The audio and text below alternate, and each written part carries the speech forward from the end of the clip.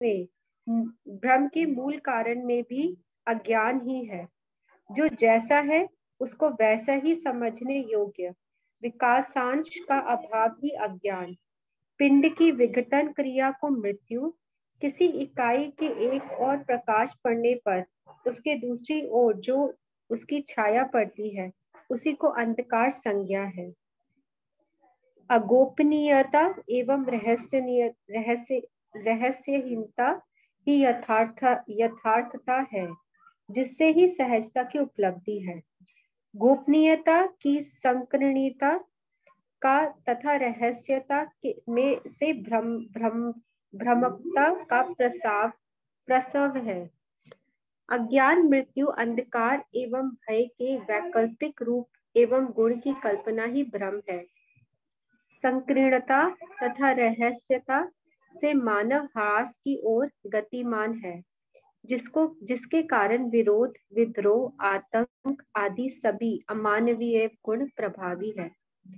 समष्टि संपूर्ण मानव के बल बुद्धि रूप पद एवं धन से व्यष्टि का बल बुद्धि रूप पद एवं धन अल्प है, क्योंकि समष्टि की आशंकिता की विशिष्ट संज्ञा है। मानव इकाई अभिमान ग्रस्त होने पर वंचना, परिवंचना, आतंक एवं विग्रह पूर्वक अनेक के शोषण में प्रवृत्त होती है। साथ ही उस अभिमान से मुक्त होकर ही विवेक, विज्ञान, स्नेह, सहजता व सहस्तित्व पूर्वक एक द्वारा अनेक के पोषण की प्रवृत्ति पाई जाती है तथा पोषण भी होता है। शोषणवादी प्रणाली में संघर्ष तथा पोषणवादी प्रणाली में शांति की उपलब्धि है। व्यवहारिक एक सूत्रता तथा वैचारिक एक सूत्रता ही पोषणवादी प्रणाली का मूल सूत्र है। अन्याय में शोषण है ही। समस्त मानव के लिए जागृति के अवसर समान है, जिनका सदुपयोग एवं दुरुपयोग वातावरण, अध्ययन तथा पूर्व संस्काराधीन है। संस्कृति, सभ्यता, विधि एवं व्यवस्था, यह 4 प्रकार से मानवकृत वातावरण है, जिससे मानवीयता का पोषण अथवा शोषण होता है। बौद्धिक समाधान व बौद्धिक समृद्धि तथा विकल्पमात्रक ज्ञान जिस प्रकार से मानवकृत वातावरण से बोधगम्य होता है, इससे ही मानव के विकास व जागृति का मार्ग प्रशस्त होता है। वर्तमान में के पूर्व में की गई क्रिया मात्र का फल परिणाम है। संस्कार है जो अमानवीयता, मानवीयता तथा अति मानवीयता के भेद से है, जिसका आधार पर ही इकाई की क्षमता, योग्यता एवं पात्रता है। जागृति के पक्ष में क्रिया ही सुसंस्कार है। सुसंस्कार के विपरीत जितनी भी क्रियाकलाप है वह अमानवीय जो कुसंस्कार है। सर्व शुभ हो।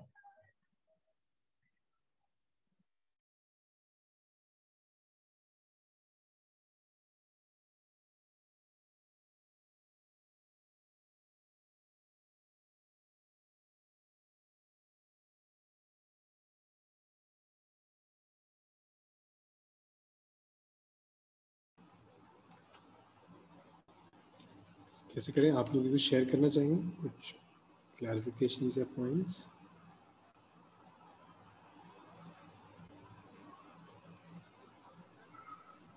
भैया एक एक अनुभूति को आप ही थोड़ा स्पष्ट करते हुए चलेंगे तो ज्यादा बढ़िया रहेगा।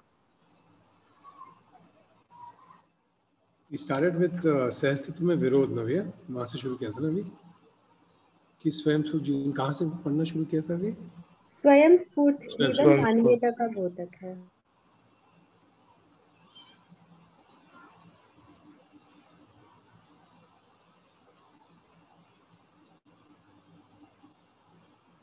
तो स्वयं स्फूर्त जीवन यहाँ बोला एक जीवन जो मतलब जिसको आगे स्वतंत्र भी कह रहे हैं, जो ज्ञान से संपूर्ण है। तो स्वयं स्फूर्त मतलब उसमें जो सही जीना है, सही की निष्ठा है, वो प्रमाणित भी हो रही है और वो सेल्फ ड्रिवन है। उसमें ना अभी हमको वातावरण की आवश्यकता रहती है मोटिवेशन के लिए, क्लैरिटी के लिए, तो ये जीवन अपने लिए सुनिश्चित कर चुका है। तो अनुभव की स्थिति, ज्ञान की स्थिति में इसको एक स्वयं स्फूर्त जीवन कहा, और इसी को कहा कि ये मानवीयता का द्योतक है, इट्स अ कैरियर ऑफ, जिसको हम मानवीयता कह रहे हैं, क्योंकि उसका आचरण ठीक है, उसमें समाधान है, स्पष्टता है, और उसका कैरियर है मानवीयता का। अभी क्या है, हम मानवीयता का कैरियर नहीं, हमको बस उसका एक सेंस मिलता है, कभी कभी पासिंग या ग्लिम्पसेस में हम लोग उसको कैरी कर पाते हैं। और इसी को एक स्वतंत्र जीवन का, जो स्वतंत्रित जीवन है। स्वतंत्रित का एक मतलब है कि वो इंडिपेंडेंट है, दूसरा है कि वो अपने मानवत्व के साथ वो जी रहा है। तो इसी को आगे थोड़ा एक्सप्लेन किया है कि सहअस्तित्व में विरोधों से मुक्ति, विरोधों से मुक्ति, विरोध का शमन, विरोध का शमन सहअस्तित्व है। और 4 मुद्दों पे बात हुई है फिर, अज्ञान, मृत्यु, अंधकार और भ्रम, इन चारों को मान्यता का। मृत्यु, अंधकार और भ्रम के मूल में अज्ञान ही है, और इनको मान्यता इसलिए कहा कि इनका जैसा हम एग्जिस्टेंस देखते हैं, जैसा हम उसका समझते हैं, उसमें डिफरेंस है। अंधकार एक परछाई है, अपना उसका अस्तित्व नहीं है। मृत्यु कोई पिंड या की विघटन क्रिया है, जीवन मरता नहीं है। ज्ञान है, अज्ञान, ज्ञान का अभाव है, पर अपने में ज्ञान का एग्जिस्टेंस नहीं है। और जब ज्ञान नहीं होता तो भ्रम रहता है, उसका भी अपना इंडिपेंडेंट एग्जिस्टेंस नहीं है। तो इन चारों मुद्दों पर बात की जी। तो इस पर कुछ कोई शेयर करना चाहता है, कुछ शेयर करते हैं, नहीं तो फिर आगे बढ़ते हैं।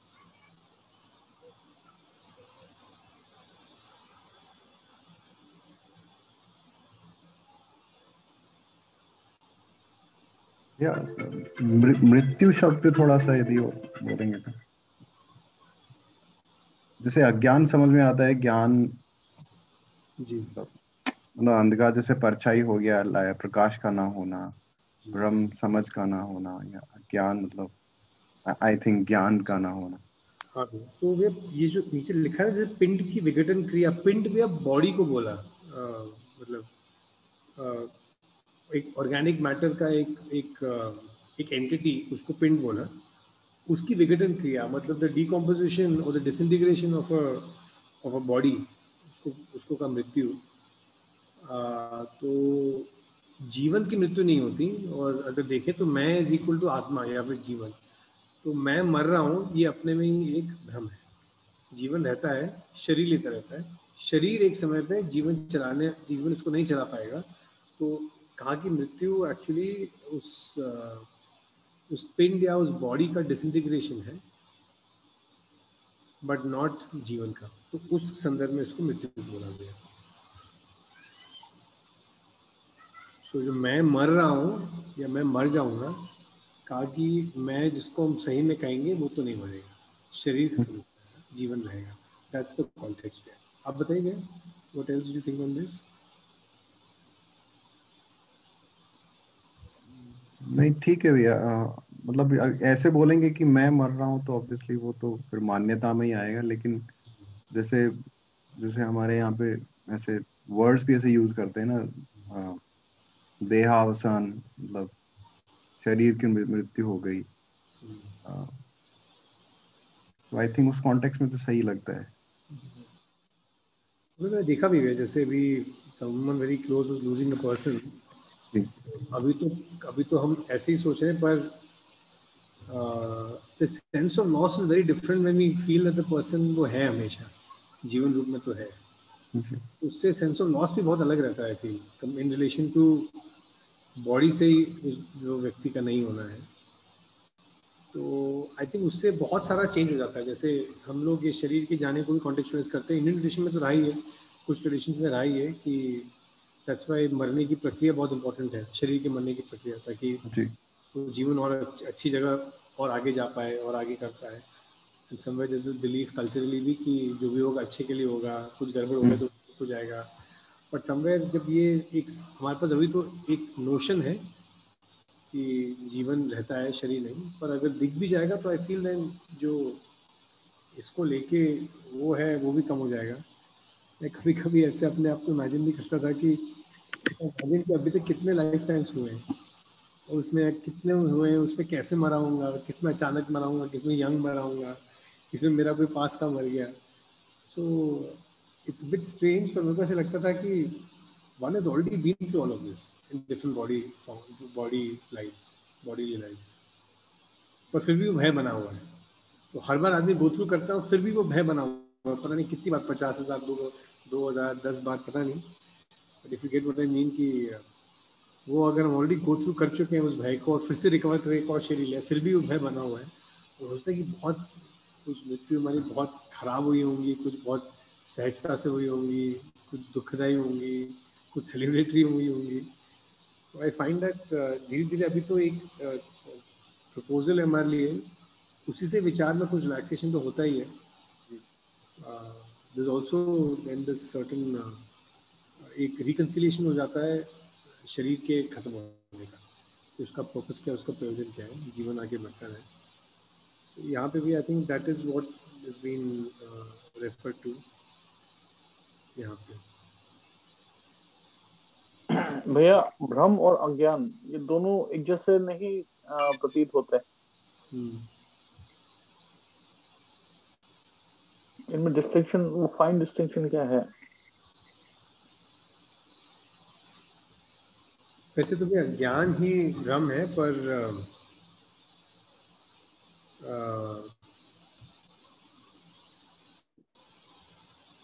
मतलब तीनों के मूल कारण में तो अज्ञान को ही बोला।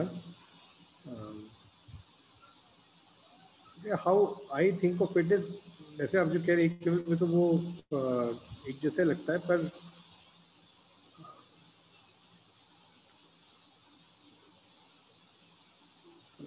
भ्रम कुछ चीज़ों का हो सकता है और ज्ञान इग्नोरेंस है, वो स्टेट नहीं है जीवन में, उसको मैं ऐसे समझ रहा हूँ। तो अज्ञानता एक स्टेट है, भ्रम इज अबाउट सम पॉइंट, वो भी भ्रम भी एक भ्रम, अलग अलग चीज़ों के बारे में हम भ्रम पालते हैं। तो आई थिंक मुझे लगा है कि ये भ्रम कुछ टेम्पोरल स्मॉल थिंग को रेफर किया है, ज्ञान जीवन में बैक ऑफ सत्य को ना देख पाना, वास्तविकता को ना देख पाना, उस लेवल पे किया है।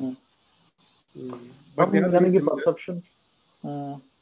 हाँ भैया, आई वुड से भ्रम could be at the level of perceptions and notions, अज्ञान is the level of knowledge. तो आई थिंक उसका लेवल ही है, उसके मतलब आई थिंक उस लेवल का ही डिफरेंस मुझे इसमें लगता है।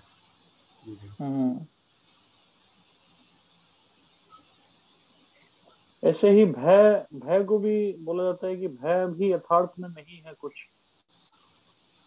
हाँ भैया, तो वही आगे या पीछे भय भी चला गया है, तो भैया मृत्यु भी एक भय है भैया।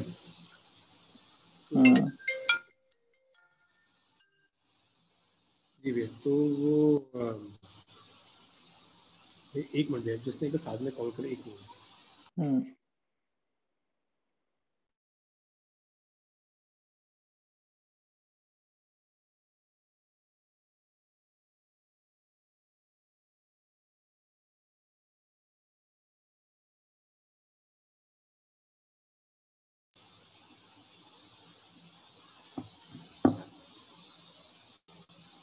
वैसे भैया भय का बोल रहे थे ना भैया? भय भी भैया किसी चीज को ही लिंक्ड है भैया। तो जैसे 4 भय बोला, प्राण भय, धन भय, पद भय, प्राण, धन, पद, मान भय, जी 4 भय। और आई थिंक ये भी भैया, ये भय आई थिंक ये भी मृत्यु और भ्रम के मैनिफेस्टेशन है। मतलब मैं इज इक्वल टू पद, ये एक भ्रम है, मैं इज इक्वल टू धन, ये एक भ्रम है, और मैं इज इक्वल टू एक सर्टन मानना अपने बारे में, या मेरी छवि है, वो भी एक भ्रम है। और प्राण भय वो मृत्यु से लिंक हो जाता है। जी, तो it will fall in the category of either भ्रम और मृत्यु।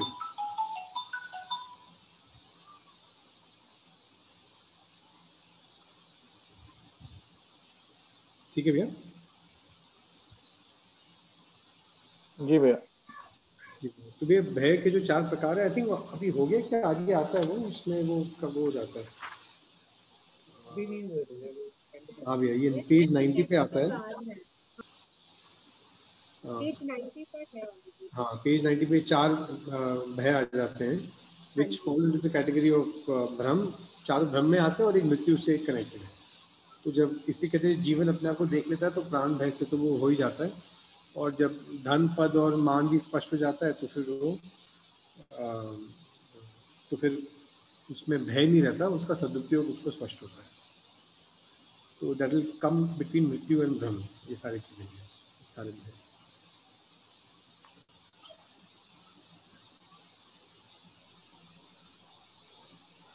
भैया ये प्राण भय का पढ़ रहे थे, तो जैसे शरीर के अस्तित्व जीवनता के विपरीत में जो मृत्यु की कल्पना है वह प्राण भय है।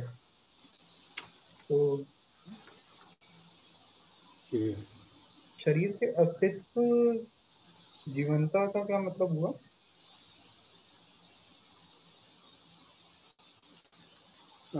वे जीवनता बोला शरीर का जिंदा रहना, जहाँ पे हम शरीर को फील कर पाते हैं, जीवन उसको फील कर पाता है, उसमें संवेदनाएं चल रही हैं, तो उसको जीवंतता कहा। which actually means a cell is a, the body is a breathing entity, breathing entity जिसमें अलग अलग एक्टिविटीज चल रही हैं, तो वो जीवंत है, इट्स अलाइव। तो यहाँ कहा कि शरीर ऐसा नहीं रहेगा, उसमें जीवंता नहीं रहेगी, उसमें ब्रीदिंग नहीं रहेगा, उसमें सेंस नहीं रहेगा, उसमें द एबिलिटी टू, उसके थ्रू हम इंटरेक्शन नहीं कर पाएंगे। तो ये तो कहा कि शरीर ऐसा नहीं रहेगा, वैसा रहेगा, इसकी कल्पना जो है वो मृत्यु है। तो मतलब जो उसकी जो मृत्यु की कल्पना है वो भय क्रिएट करता है कि शरीर जीवंत नहीं रहेगा। उसको यहाँ पे कहा कि शरीर के अस्तित्व के विपरीत में जो मृत्यु की कल्पना है वो प्राण है। विपरीत मतलब किस कॉन्टेक्स्ट में है? मतलब ऐसा नहीं रहेगा ये बोलना चाह रहे हैं? हाँ हाँ, जो शरीर में जो जीवंतता है, जो अलाइवनेस है इन द बॉडी, ये नहीं रहेगी। ठीक है भैया। So that itself leads to the imagination की मतलब मैं इज इक्वल टू, अगर हम शरीर मानते हैं या ये भी माने कि शरीर is the only way of interacting with anyone, तो शरीर fully functional, full blood stream चल रहा है, सब चल रहा है, एक्सचेंज चल रहा है, इंफॉर्मेशन डिस्ट्रीब्यूशन चल रहा है, और ये नहीं चलेगा। इसके विपरीत जो कल्पना है कि ये शरीर ऐसे नहीं रह पाएगा, तो मैं भी ऐसे नहीं रह पाऊंगा, इसको कहा ये मृत्यु है, ये मृत्यु का भय। तो विपरीत बोला कि बॉडी के करंट स्टेट से जो ऑपोजिट स्टेट है उसकी, जहाँ पे इट्स कम्प्लीटली, जिसको डेड बोल रहे हैं, जिसमें ना सेंसेस का फीलिंग है, ना कुछ एक्सचेंज है इन्फॉर्मेशन का, ना रेस्पिरेशन है, उसको के विपरीत में जो मृत्यु की कल्पना है उसको।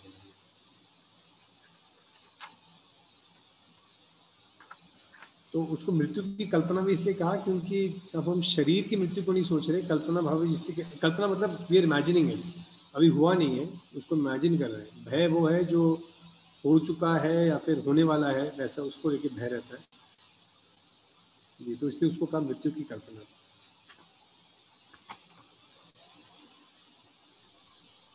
तो दो पार्ट है इसमें, एक तो मैं इज इक्वल टू शरीर, तो ये शरीर खत्म हो जाए, पहला ये पार्ट है, मैं इज इक्वल टू शरीर है, दैट्स व्हाई शरीर तो खत्म होगा ही, और उसका भय बना हुआ, उसको कहा प्राण भय। बिकॉज वी ऑल नो कि शरीर खत्म हो सकता है कभी ना कभी, एक्सीडेंट में या बीमारी से। पर जब ये स्पष्ट हो जाता है कि मैं इज इक्वल टू जीवन, तो फिर प्राण भय खत्म हो जाता है।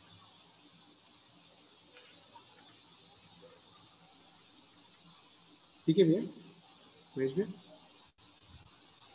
जी भैया।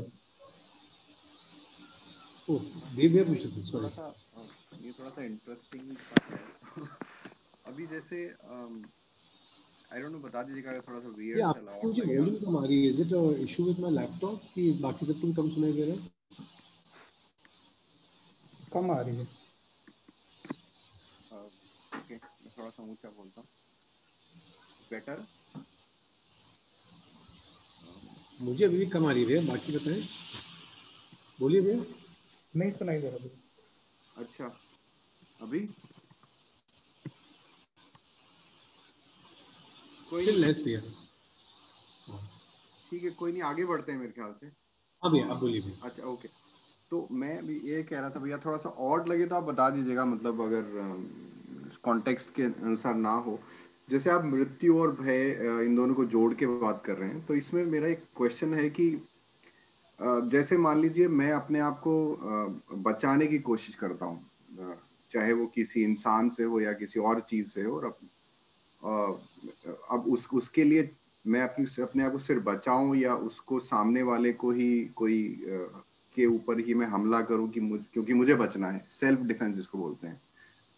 तो उसको हम लोग कैसे देखते हैं भैया, जब हम मृत्यु के भय की बात कर रहे हैं, तो क्या वो सही नहीं है फिर? हाँ भैया, तो देन वी कैन सेपरेट सुरक्षा एंड भय। तो शरीर की सुरक्षा तो जागृत आदमी भी चाहता है, भ्रमित आदमी भी चाहता है। तो फॉर जागृत पर्सन ऑल्सो, जो अपने को जीवन रूप में देखता है, सामने अगर एक सांप घूम रहा है तो पर्सन विल प्रोटेक्ट। बट भैया वन इज ड्रिवन, उसका जो ड्राइविंग फोर्स है ना, अभी जैसे मैं समझाऊँ, प्लीज ऐड इन जो और कुछ इसको समझते हैं।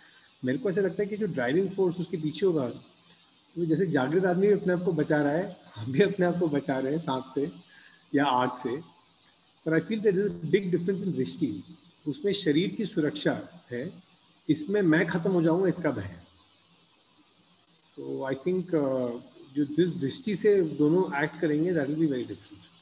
दिखने में ऐसा हो सकता है कि बोथ आर प्रोटेक्टिंग देमसेल्व्स।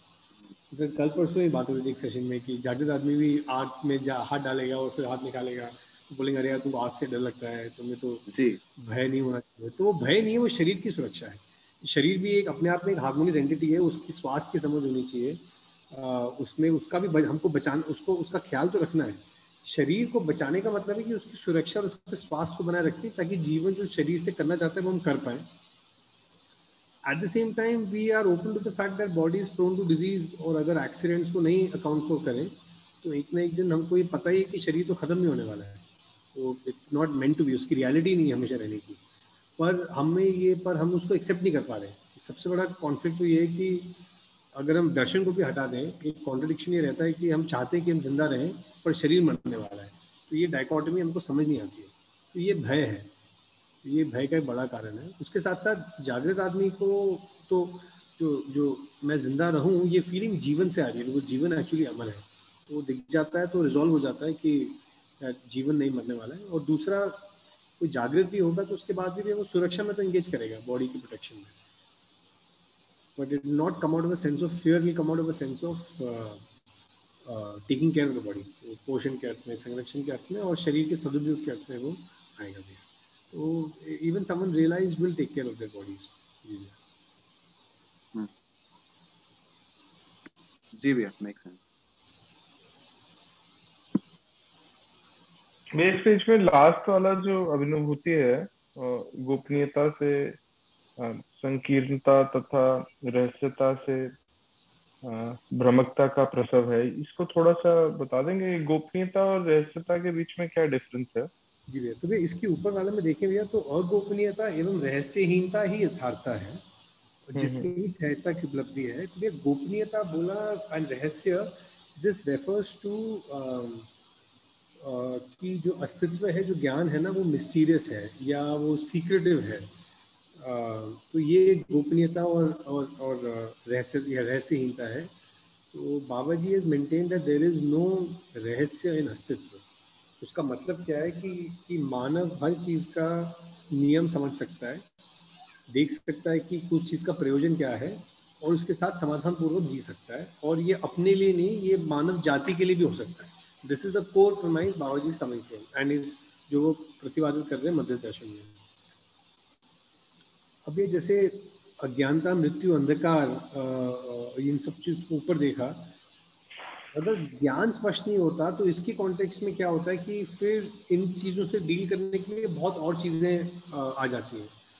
जैसे फॉर एग्जांपल वो ना, दी एलिक्सिर ऑफ लाइफ एक है, या इमॉर्टल एक है जिससे शरीर कभी मरता नहीं, मृत्यु के इससे, या अलग अलग भयों से हम लोग अलग अलग चीज़ें कर सकते हैं।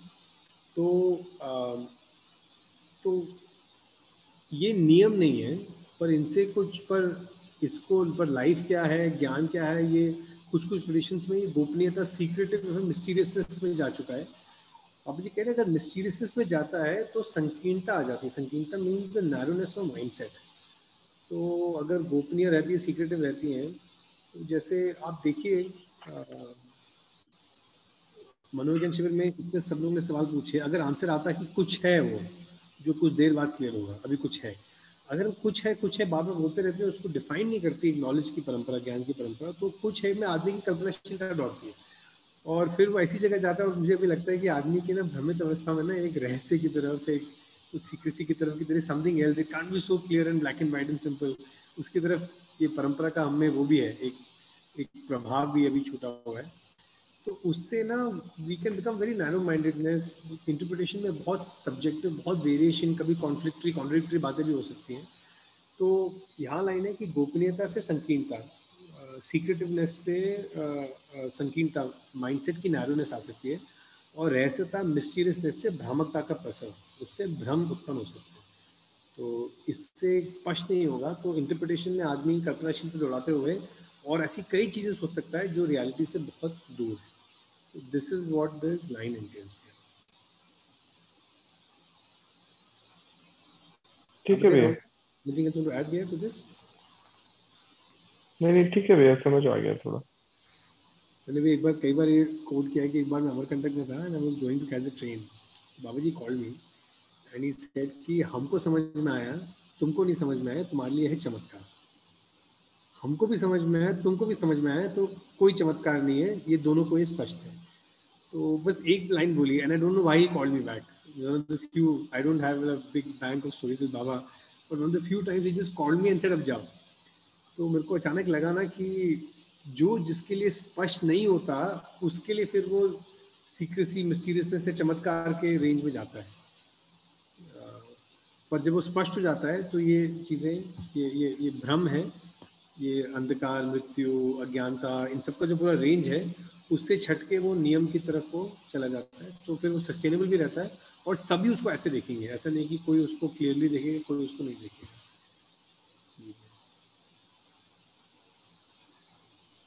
जी भैया।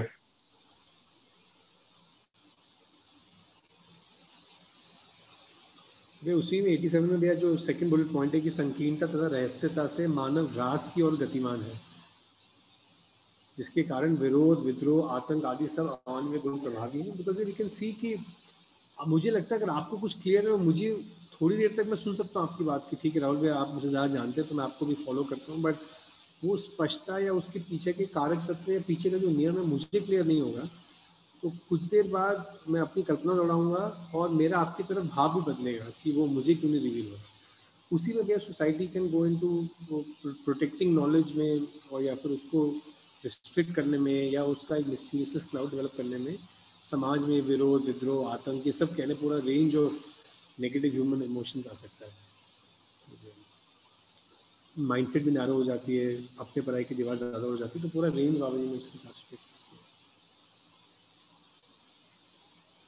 थोड़ा सा अभी भी ना ये संकीर्णता और रहस्यता के बीच में एग्जैक्ट डिफरेंस ना समझ नहीं आ रहा है, थोड़ा सा कंफ्यूजन है अभी भी। नैरोनेस एंड माइंडनेस तो ठीक है, माइंडसेट। हाँ जी। रहस्यता मीन्स मिस्टीरियसनेस, गोपनीयता मीन्स हाँ हाँ हाँ हाँ हाँ ठीक है, वो आपने बताया वो सीक्रेटिवनेस है, गोपनीयता। सीक्रेटिवनेस और मिस्टीरियसनेस। हाँ सॉरी मैं गलत बोल गया, इसमें जैसे संकीर्णता को जिसमें नैरोनेस एंड माइंडसेट आपने बोला है, और ये गोपनीयता से आता है, तथा रहस्यता से भ्रमकता आती है। तो ये संकीर्णता और भ्रमकता में क्या डिफरेंस है? मैं वो गलती से रहस्य बोल गया। अच्छा ठीक है।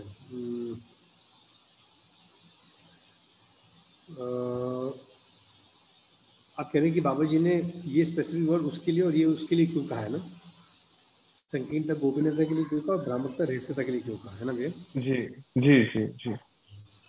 भैया तो और सोच सकते हैं इस पे, तो मुझे इतना लगता है भैया कि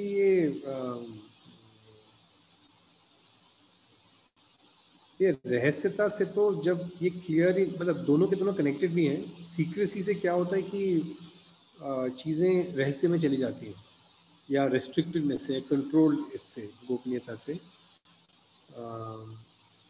तो जैसा मुझे इस सेंटेंस से समझ में आ रहा है कि गोपनीयता से भैया जो नैरोनेस इन माइंडसेट है, बिकॉज इनफैक्ट दोनों मुझे काफ़ी सिमिलर लगते हैं। गोपनीयता से रहस्यता निकलती है, आई फील।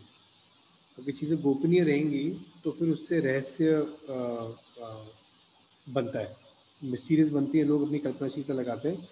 तो रहस्यता से भ्रामकता इसलिए क्योंकि जब कुछ रहस्य है, मुझे क्लियर नहीं है, आपको क्लियर है, हम पांच को नहीं है, सिर्फ आप ही को है, तो then I can start imagining and उसमें बहुत मैं अलग अलग कॉम्बिनेशंस लगा सकता हूँ। और सीक्रेसी से संकीर्णता भी है, इसको मतलब I have to think more on this. मेरे को तो इतना लग रहा है कि यही कि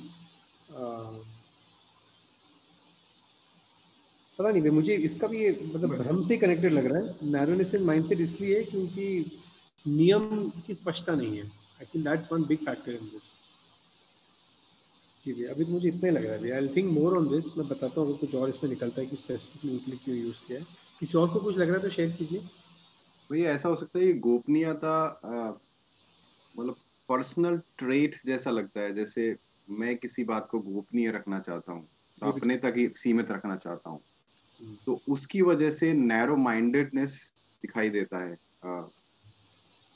उसका। मेक सेंस भैया, बिल्कुल। और ये भी हो और सकती है। हाँ, जी भैया आप बोलिए। जी, और रहस्यता इज इज प्रीटी मच मतलब वो सबके लिए एप्लीकेबल है, इट्स नॉट समथिंग पर्सनल। रहस्यता मतलब हमारे सबके, हमारे पूरे ग्रुप के लिए कोई एक बात रहस्यमयी है, इसकी वजह से हम भ्रम का शिकार है, क्योंकि हमें उस बात का क्लैरिटी नहीं है। तो उस रहस्यता की वजह से भ्रामकता निकल रही है, प्रसव है, मतलब वहां से निकल रहा है, उसका रिजल्ट भ्रामकता है। और मैं अपने पास एक चीज सीमित करके रखना हूँ, वो मेरा नैरो माइंडेडनेस है प्रॉब्लम। ठीक है, अगर आप क्या कह रहे हैं मतलब उससे ऐसे ही लग रहा है कि गोपनीयता से क्या हो जाएगा कि वो क्यों कर रहा है उसका ऑब्जेक्टिव क्लियर नहीं है, तो कई बार पद या धन। तो नैरो माइंडेडनेस ये भी है कि ज्ञान फिर लिमिट हो जाता है ये बल बुद्धि रूप धन पद के लिए। तो वो एक नैरो माइंडेडनेस हो जाती है कि ज्ञान से मिलेगा क्या। जी जी जी जी, राहुल आप कुछ कह रहे थे? हाँ, रहस्यता से संबंध वहीं पर है जैसे आपने बताया अंकित भैया, जी कि अगर कोई चीज रहस्य में है तो जो दूसरा व्यक्ति है उसका इंटरप्रिटेशन डिफरेंट हो सकता है। जैसे आपने बताया कि भाई जब आप फैक्ट नहीं बता रहे हैं तो दूसरा किसी भी तरह की कल्पना कर सकता है, तो उसमें जब बहुत सारे इंटरप्रिटेशन होंगे तो डेफिनेटली भ्रामकता की तरफ ले जा रहे हैं। तो रहस्यता से तो सीधा लिंक भ्रामकता को समझने में आ रहा है। गोपनीयता वही है जो आप सब बता रहे हैं कि जो है, अगर कोई चीज जो है गोपनीय है, तो आपने जो बताया कि इसको किसी भी तरह से हम लोग यूज कर सकते हैं अपने बेनिफिट के लिए। तो उसमें अब हम अगर बात करें तो मैं इसको जब आप बता रहे थे तो मुझसे ऐसे लिंक कर पा रहा था कि जैसे फॉर एग्जाम्पल न्यूक्लियर टेक्नोलॉजी है। अब जो जो जो डेवलप कंट्रीज हैं वो टेक्नोलॉजी को ट्रांसफर करना नहीं चाहते डेवलपिंग कंट्रीज की तरफ, या उसमें एक कॉस्ट इन्वॉल्व है। तो इस वजह से भी ये जो डिवाइड है वो बना हुआ है। तो मतलब लोग एक साथ प्रोग्रेस नहीं कर पा रहे हैं। तो मैं उसको ऐसे कॉन्सेप्ट ऐसे देख पा रहा हूँ। बिल्कुल। जी जी भैया। जी भैया, गोपनीयता से एक बात लगती है कि द लक्ष्य में not be very clear with गोपनीयता। लक्ष्य क्लियर नहीं होने से फिर लक्ष्य ज्ञान से शिफ्ट होके रूप बल धन पद बुद्धि की तरफ जा सकता है। तो उसको यहाँ संकीर्णता कह रहे हैं, ऐसा लगता है। जी जी, मेक सेंस।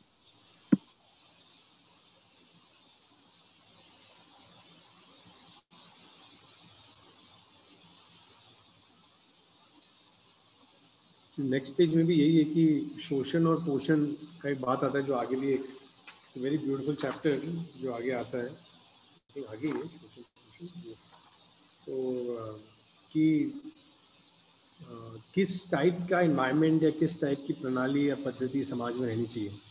तो पोषण वो है जो मानव को सुख शांति संतोष के आनंद ले जाए की तरफ ले जाए। शोषण वो जो उसको ह्रास की तरफ अव्यवस्था की तरफ ले जाती है। तो मानवकृत वातावरण ह्यूमन मेड एनवायरनमेंट कैसा होना चाहिए, वो ऐसा होना चाहिए जो मानवीयता का पोषण करता है। तो संस्कृति सभ्यता विधि व्यवस्था हमारी सब ऐसी होनी चाहिए। So everything from daily living till एक कंट्री का संविधान या पूरे धरती का एक संविधान है या उसकी जो व्यवस्था है वो पूरा ही इंटीग्रेटेड हो कि हर लेवल पे मानव का पोषण हो रहा हो, मानवत्व का पोषण हो रहा हो, जीवन की पूर्ति बढ़ रही हो, उसकी अच्छा जीना, स्वयं में व्यवस्था में भागीदारी बढ़ रही हो। शोषण मतलब वो इसके तरफ नहीं गया है। ये मानव का भी शोषण है और फिर ये परिवार का भी शोषण है, समाज में भी शोषण होता है और फिर प्रकृति का शोषण नहीं करता ही है।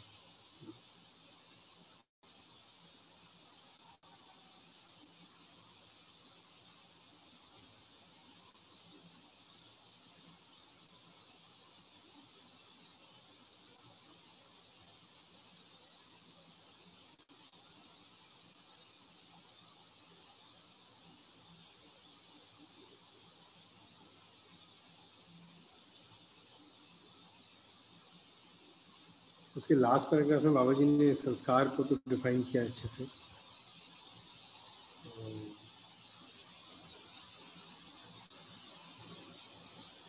जागृति के पक्ष में वैसे तो बाबा जी ने कहा कि सही संस्कार ही होता है, और जो भी जागृति के पक्ष में क्रिया है वो संस्कार है, जो उसके विपरीत है अमानवीयता के अर्थ में वो कुसंस्कार है।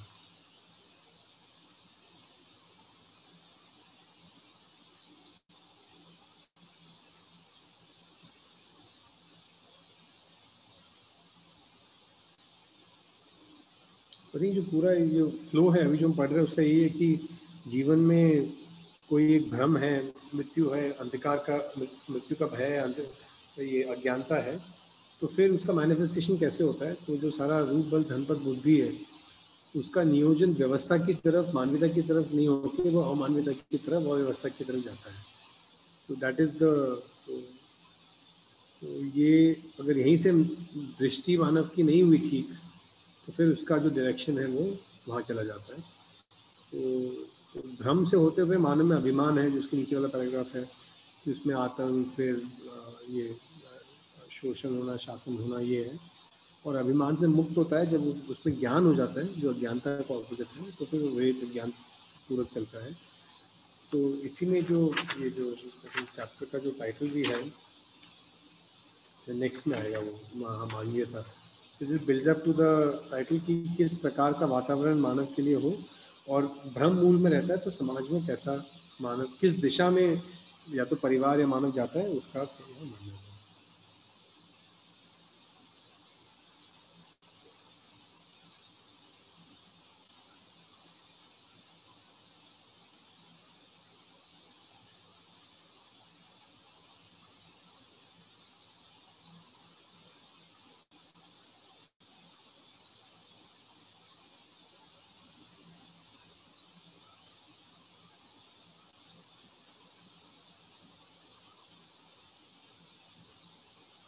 बहुत अच्छी लाइन है ना कि शोषणवादी प्रणाली में संघर्ष तथा पोषणवादी प्रणाली में शांति की उपलब्धि है। तो अब मैंने पहली शादी पर शेयर किया होगा, हम लोग अमरकंटक सम्मेलन में थे, सम्मेलन ख़त्म हो गया था, हमसे बाबा जी के घर पे थे, और बाबा जी बार बार कह रहे थे गणेश भैया, हिमांशु भैया को, कि जाके जो ड्यूज़ हैं जहाँ हमने सम्मेलन किया था कल्याण आश्रम में, उसको में जाके ड्यूज़ को पे कर दो। तो सबने कहा सम्मेलन बाबा जी सम्मेलन कल ही खत्म हुआ, दोपहर में कर देंगे, शाम को कर देंगे। बाबा जी लेकिन अभी जाओ अभी जाओ अभी जाओ, बहुत इंसिस्ट कर रहे थे। तो देन वो गए। फिर बाबा जी साथ में बैठे थे, जो आसपास बैठे थे उनको कह रहे थे कि मुझे ऐसा लगता है कि जितना जल्दी किसी को देना हो हमको दे देना चाहिए, और अगर किसी से लेना हो तो आराम से लें। तो मैंने उनको कहा कि बाबा जी आजकल तो उल्टा बताते हैं कि जितना लेट दो और जितनी जल्दी वो लो, ताकि उस दौरान इंटरेस्ट बना रहेगा, हमारे पास कुछ कैपिटल रहेगा इसका। तो वो कहते हैं कि मेरे हिसाब से जितना जल्दी पैसे देना दे देना चाहिए, और लेना है उतना लेट लेना चाहिए जितना संभव हो। तो उन्होंने कहा उससे शांति बनी रहती है। So I was just thinking that उनका वो जो पूरा व्यू था उसके बारे में, वो was shanti as an objective. और उसको यहाँ पे देख सकते हैं कि वो पोषणवादी प्रणाली है, कि वो दूसरे को भी न्याय लगता है। पर शोषणवादी प्रणाली है कि उस वक्त हम अपना लाभ को अगर फोकस में रखते हैं, so then we are just focused on कि उसमें अशांति बहुत है, बहुत स्ट्रेस है उसमें, कि हम वो व्यवहार को स्ट्रेन करते हैं लास्ट सेकंड तक, जब तक अब वो और नहीं डील कर सकता, तब उसका पैसा हमने उसको दे दिया।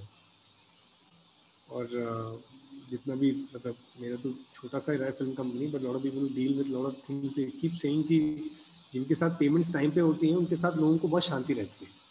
जो पेमेंट टाइम पे नहीं करते उनके साथ हमेशा लोगों को स्ट्रेस रहता है कि यार ये देगा कि नहीं देगा, व्यवहार में भी एक हमेशा एक स्ट्रेन रहता है। तो कई सारे लोग हैं कि हम शांतिपूर्ण ढंग से हम लोग बिजनेस करेंगे, तो उनका बिजनेस का तरीका अलग हो जाता है। जिनका रहता है कि नहीं पैसे ज़्यादा आ जाएंगे और उसमें थोड़ा स्ट्रेस बढ़ जाएगा, उनका अलग रहता है। तो वो दिखता है कि किसमें किसमें मानव पे विश्वास बढ़ रहा है, किसमें मानव का विश्वास मानव पे घट रहा है। उसी को यहाँ पोषणवादी या शोषणवादी कह रहे हैं। और इसका रूट इसी में है कि हम अपने आप को कैसे देखते हैं, रूप बल धन पद बुद्धि को कैसे देखते हैं। उसके रूट में कि ये जो चार जिनका अस्तित्व नहीं है, कोई भ्रम है या अंधकार है या मृत्यु है या अज्ञानता है, उसमें किसी में रहते हैं, तो फिर जो आगे प्रणाली बनेंगी या फिर संस्कृति सभ्यता विधि व्यवस्था बनेंगी, तो वो उस अनुसार होंगी, या तो शोषणवादी या फिर पोषणवादी।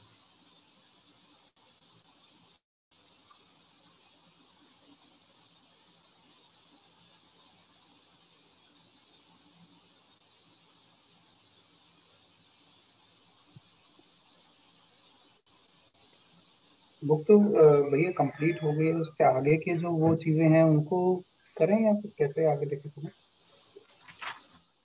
भी कैसे अब नेक्स्ट चैप्टर में कंटिन्यू कर दें, कैसा है अभी यहाँ तक का? बिल्कुल, सब लोगों का क्या कहना है उसका? नहीं, आप लोग आगे पढ़ चुके हैं, ये कैसा है, इस यहीं तक का सोचा था? नहीं, यहीं तक था। अच्छा, नहीं बुक बाकी कंप्लीट हो चुकी है क्या? उससे पहले का, हाँ जी भैया। अच्छा ठीक है, सॉरी आई डिडंट अंडरस्टैंड भैया, अभी तक का हो चुका है, इसके आगे नहीं हुआ ना मानवीयता?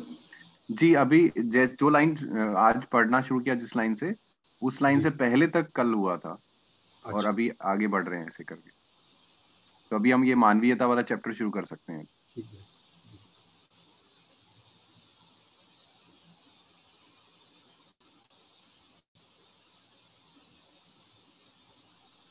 वही पढ़ेंगे रजत भाई आज। कुछ पेजेस का टारगेट भी है भैया, कितना पेजेस में सोच रहे हैं? क्योंकि फिर मैं सोच रहा हूँ एक्सप्लेनेशन मैंने ज्यादा लंबी तो नहीं दे दी।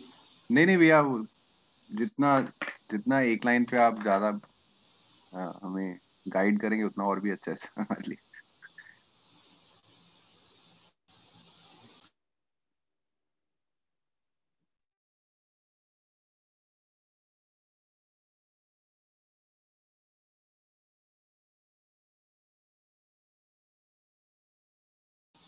जैसे 2 पेज पढ़ लें, फिर 2-2.5 पेज, ऐसे 3 पेज इसको पूरा एक साथ भी पढ़ के फिर वी कैन कम बैक इनको पेज बाय पेज, जैसा कुछ ठीक लगता है।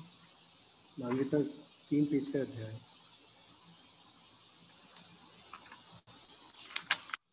जी 3 पेज पढ़ लेंगे ना तो आज अभी 3:30 हो गए, आधे घंटे में तीनों पेज की क्लैरिफिकेशन हो नहीं पाएगी। नेक्स्ट वीक से फिर चला जाएगा। आई थिंक एक पेज पढ़ लेते हैं भैया। ठीक है, ऐसे कर लेते हैं। तो ठीक है, एक मैं पढ़ लेता हूँ भैया, एक पेज।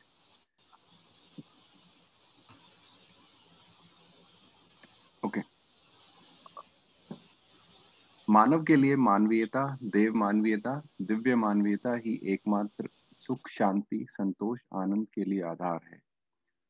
सुख हर स्तर का लक्ष्य है, अर्थात सुख अमानवीयता, मानवीयता तथा अति मानवीयता का भी लक्ष्य है। भ्रमवश मानव ने लाभ द्वारा सुखी होने की कामना की है। भाव से समाधान, समाधान से सदुपयोग, सदुपयोग से अधिकार, अधिकार से व्यवस्था, व्यवस्था से समाधान, समृद्धि, अभय, सअस्तित्व, समाधान, समृद्धि, अभय, सअस्तित्व से भाव होता है। शोषण पूर्वक प्राप्त आय से एक से अनेक तक सुखी नहीं है। शोषण का शुष्क होना अनिवार्य है, क्योंकि क्रिया की अनुवृत्ति क्रिया समान होती है। जब कमाते हैं तब गंवाते नहीं, जब गंवाते हैं तब कमाते नहीं। सद्व्यय ही कमाई का प्रयोजन है और अपव्यय ही गंवाई है। इसलिए सद्व्यय पूर्वक ही मानव न्यायपूर्ण आय को पाकर सफल तथा सुखी है, अन्यथा असफल एवं दुखी है। तन, मन तथा धन का ही व्यय किया जाता है। मानवीय मानव परिवार, समाज, राष्ट्र एवं लोक क्रम से अन्योन्याश्रित है, जिनका अध्ययन तथा अनुसरण करने का अवसर समस्त मानव को प्राप्त है।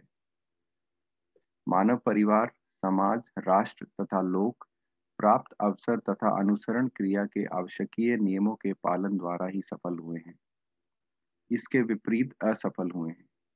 मानवीयता पूर्ण व्यवहार पक्ष का पूर्ण अध्ययन ही मानव कुल के एक सूत्रता सहज सूत्र है। मानव कोटि तक ऐसी कोई इकाई नहीं है जो किसी का आश्रय ना हो अथवा जो किसी का आश्रित ना हो। इसलिए समस्त क्रिया मात्र अन्योन्याश्रित सिद्ध है। मानव मात्र विचार ही सत्यपूर्ण होने पर स्वतंत्र है, अन्यथा वह भी आसक्ति ही है। स्वतंत्र विचार परस्पर पूरक और उपयोगी सिद्ध है ही। मानव में परस्पर पूरकता व उपयोगिता व्यवहार ही एक सूत्रता है। एक पेज हो गया, यही तो रखते हैं।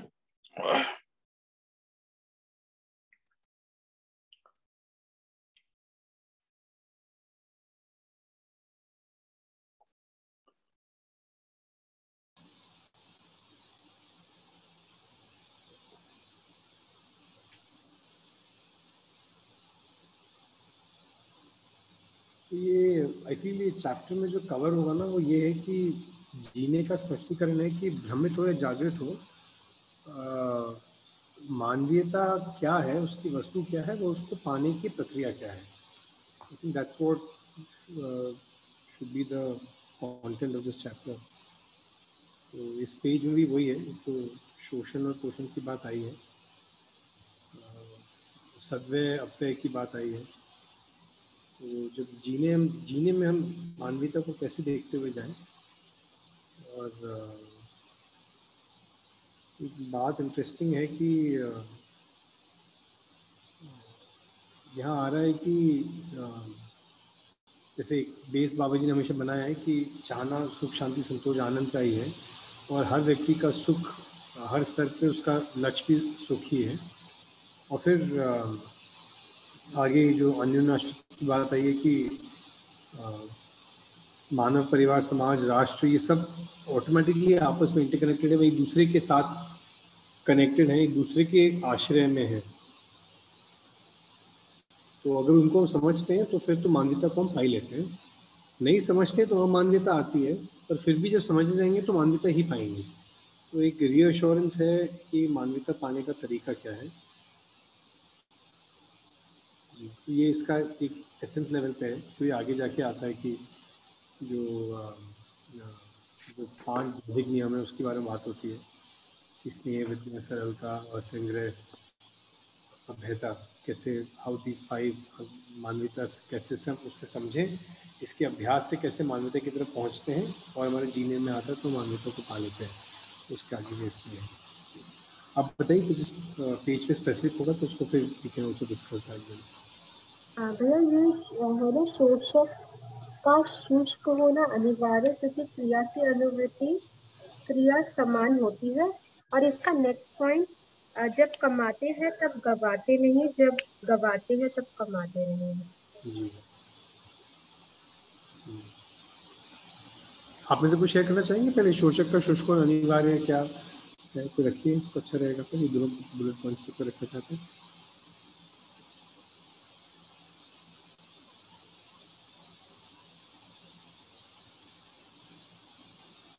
जो मैं मतलब अपना इंटरप्रिटेशन कर रहा हूँ गलत भी हो सकते हैं।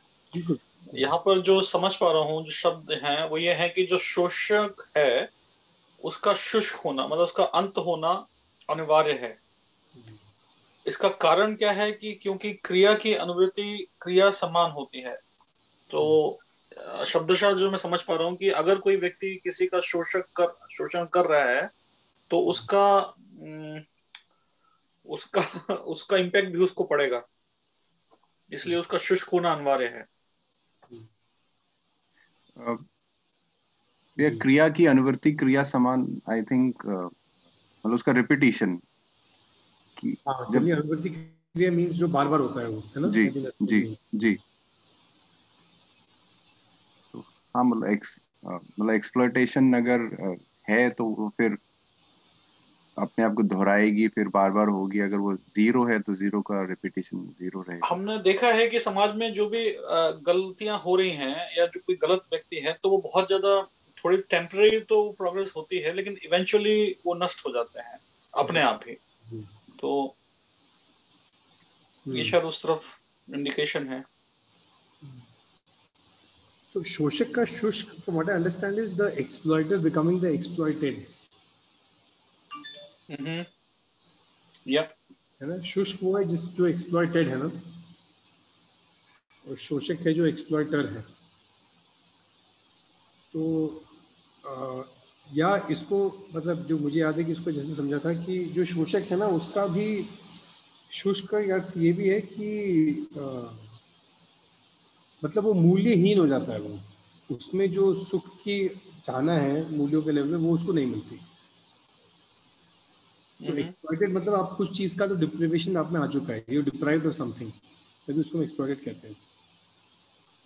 तो यहाँ पे जो वही जैसा आप कह रहे हैं वैसा ही मुझे भी अर्थ लग रहा है कि जो एक्सप्लॉइट कर रहा है मतलब बेसिकली बार बार ये बात आ रही है कि एग्जिस्टेंशियल एक डिज़ाइन है, उस एग्जिस्टेंशियल डिज़ाइन के सिवा कोई सुख पाने की कोशिश करता है तो वो नहीं हो पाता है। तो जो एक्सप्लॉइट करता है उस एक्सप्लॉइटेशन से कुछ ना कुछ तो उसने ले लिया है, पर उसमें जैसे हो सकता है कि उसको लाभ मिल गया और जो व्यवहार में जो मूल्य है वो उसको नहीं मिलेंगे, तो उस लेवल पे वो एक्सप्लॉइटेड हो जाता है, फिर उसको दूसरा मूल्य नहीं देगा अभी या देना नहीं चाहता, या वो डिप्राइव्ड हो जाता है, एक्सप्लॉइटेड भी नहीं है, वो डिप्राइव्ड हो जाता है फिर। So I think this line refers to this.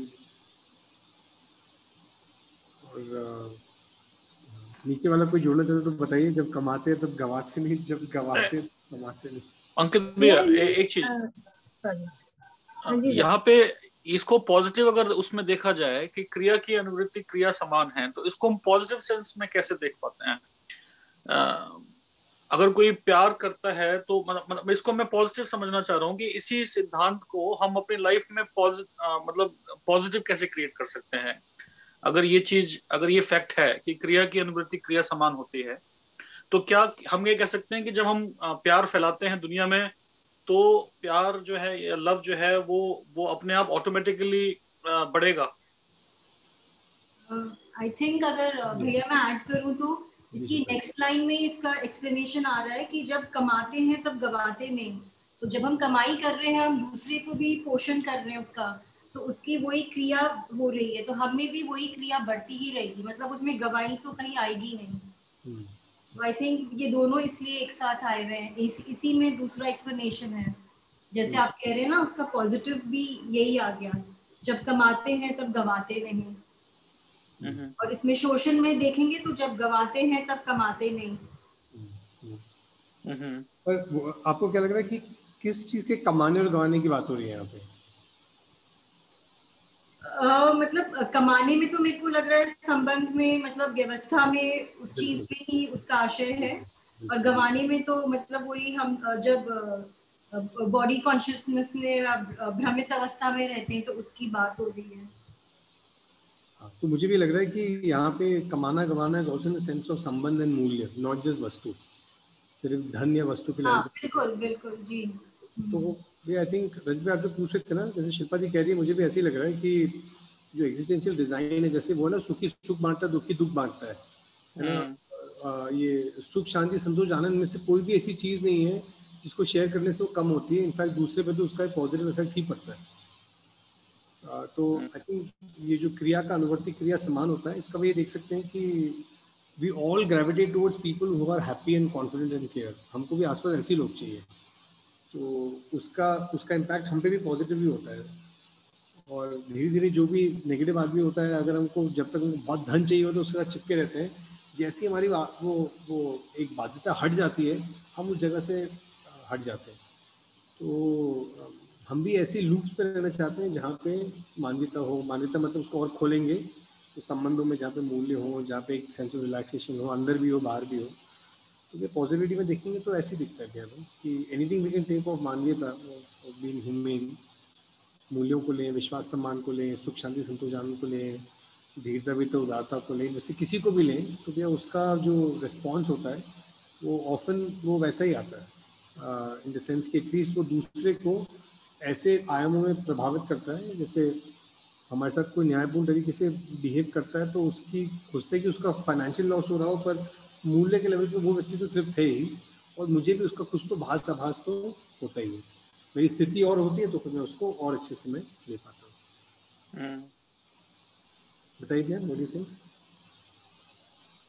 मुझे तो फिर भी और थोड़ा एक्सप्लेनेशन की जरूरत लग रही है। जब कमाते हैं तब गवाते नहीं, तो क्या रेफरेंस पॉइंट क्या है इसमें? आई थिंक दोनों हैं। ये जैसे नीचे है ना कि तन मन तथा धन का ही व्यय किया जा सकता है, तो आई थिंक ये सद्व्यय जो है या अपव्यय है ना, ये तन मन और धन है, तो फिजिकल बॉडी भी है, चीजें भी है और हमारा मन भी है।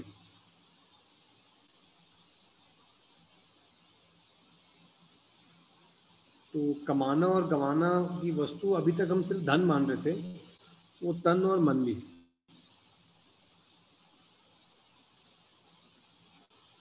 से श्रम हो रहा होता है तो स्वास्थ्य बना रहता है, नहीं हो रहा होता तो स्वास्थ्य नहीं बना रहता। श्रम हो रहा होता तो समृद्धि आती है, श्रम नहीं हो रहा तो समृद्धि नहीं आती। मन का ध्यान अगर मानवीयता पे रहता है, व्यवहार पे, सही व्यवहार पे रहता है, तो वो जो उस वक्त मूल्य कमा रहा होता है, जो मन कमाना मतलब जो उसकी तृप्ति है, तन की तृप्ति, मन की तृप्ति, धन का सदुपयोग। तो तन की तृप्ति मतलब तन की स्वस्थता हुई, मन की तृप्ति मतलब मन के लेवल पे हमको और स्पष्ट हो रहा है और क्लियर हो रहा है, हमारा भाव और स्थिर है। तो कमाते हैं और तब गवाते नहीं का मतलब है कि अगर मानवीयता के दायरे में रहते हैं तो वो हमारी मानवीयता की कमाई है उस वक्त, तब गवाही नहीं हो रही होती है। और जब उसके हम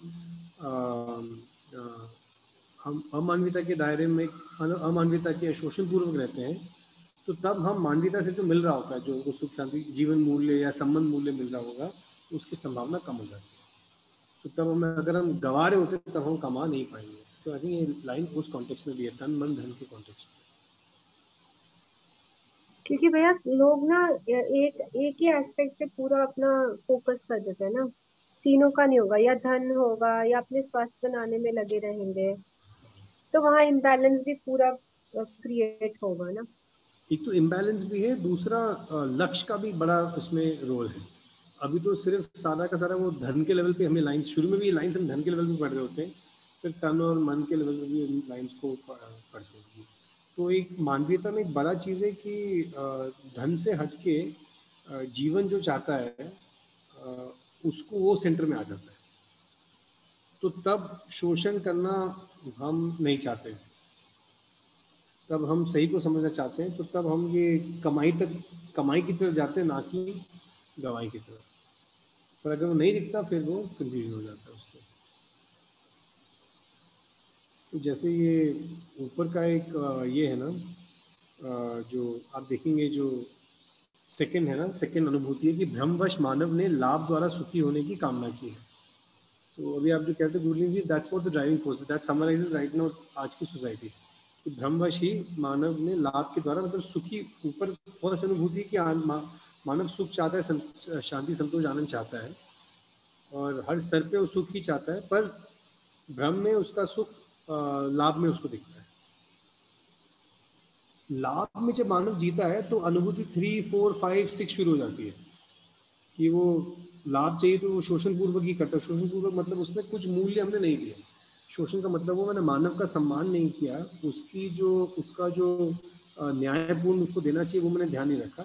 मैंने हमारी सिर्फ पोजीशन को वैल्यूएट किया कि मैं कितना लाभ कमा सकता हूँ। तो शोषण में सिर्फ लाभ मेरा एक फोकस है, उस व्यक्ति का अच्छा या उस व्यक्ति का मानवीयता या उसका पोषण मेरा ऑब्जेक्टिव नहीं है। तो उससे जो नीचे के बाकी जो बिंदु वो हो जाते हैं। ये वाला सेकंड अनुभूति देखेंगे तो ये भाव से समाधान की, सही भाव आता है तो उनमें समाधान होता है कि किसी के साथ क्या करना है, क्यों करना है, कैसे करना है, ये स्पष्ट होता है। ये स्पष्ट होता है तो जो भी तन मन धन है उसका हम सदुपयोग करते हैं। वो सदुपयोग से हमें अधिकार आता है। अधिकार मतलब सही जीने का हम अधिकार उठाते हैं। अधिकार यहाँ पे राइट की तरह नहीं बोला है, अधिकार यहाँ पे बोला है what I get entitled to. तो अगर मैं समझ चुका हूँ तो मैं सुख मेरे अधिकार में आ जाता है। मैं मूल्यों को समझ चुका हूँ तो मूल्य मेरे अधिकार में आ जाते हैं। तो अधिकार मतलब मेरी स्थिति से जो मेरे डोमेन में मुझे नेचुरली जो जिसमें मैं सक्षम हो जाता हूँ, what I become competent to do, that is my adhikar. तो मुझमें सही भाव आता है तो उसमें मुझे समाधान आता है। समाधान मतलब किसी चीज़ के साथ क्या करना है, क्यों करना है, उससे संबंध कैसा है, वो स्पष्टता रहती है। तो उस चीज़ का सदुपयोग भी करता हूँ, उसका दुरुपयोग नहीं करता। उससे मुझमें अधिकार आता है कि मैं सही जीने की मुझे क्षमता आ गई, सुख पाने का अधिकार मुझे हो चुका हूँ। उससे एक व्यवस्था ही बनती है मेरे अंदर, और वो व्यवस्था मेरे अंदर समाधान है, परस्परता में समृद्धि है, फिर समाज में अभय और फिर सहस्तित्व है। और यही फिर एक और व्यक्ति के लिए फिर ये, या एक बड़े समूह में ये एक भाव बन जाता है। सिक्लिकल प्रोसेसेस भी हैं कि एक व्यक्ति के अंदर भाव से दूसरे व्यक्ति के अंदर भाव कैसे बनता है। ये अगर नहीं रहता तो फिर जो शोषण का और जो वो है ये वाला एक साइकिल आता है। और सद्व्यय ही कमाई का प्रयोजन है, अपव्यय ही गवाई का है। तो व्यय मीन्स उसको हम एक्सपेंस कहते हैं जनरली, पर यहाँ व्यय हुआ जीना। आई थिंक सिर्फ धन के लेवल पे नहीं है, ये जीने के लेवल पे है, मूल्यों के लेवल पे भी यहाँ का मुझे कॉन्टेक्स्ट लगता है। जी जी, आप लोग कुछ जोड़िए या कुछ बोलना चाहते हैं? कुछ बिंदु को और एक्सप्लेन कर दूँ। जी गुरलीन जी बताइए।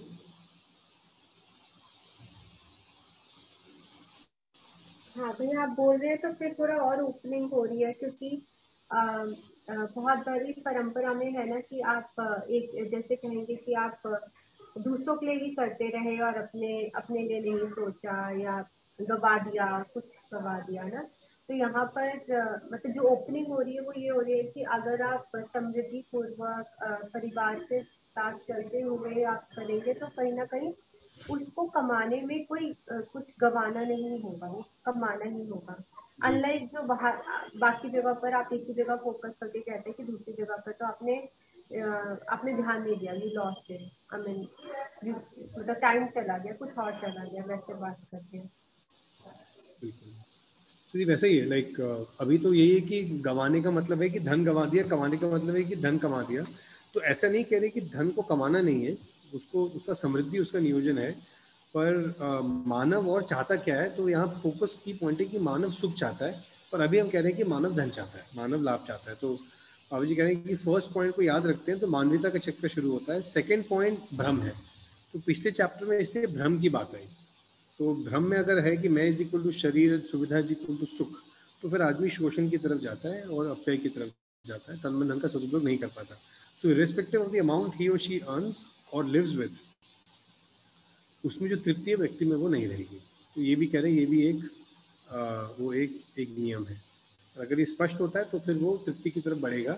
फिर उसके पास धन कम ज़्यादा नहीं होगा, उसकी जितनी आवश्यकता उतना तो उसको नियोजित तो वो कर लेगा, तो वो समृद्धि में तो रहेगा। जी, पर समृद्धि के साथ साथ समाधान, अभय, सहस्त्र, तो बाकी के जो पॉइंट्स हैं ये भी हमको कमाने हैं, because this is what human being fundamentally needs. So मानवीयता का स्टार्टिंग पॉइंट ये है कि मानव सुख चाहता है, और सुख का मतलब सुख, शांति, संतोष, आनंद है, समाधान, समृद्धि, अभय, सहस्त्र है। पर अगर मानव भ्रम में रहता है तो वो तो लाभ से सुखी होता है, ऐसा ही मानता है। तो पूरा जो चैप्टर आगे का है वो इसी ऐसा ही है कि अगर इस मानसिकता से चलते तो ऐसा होगा, इस मानसिकता से चलते तो ऐसा होगा।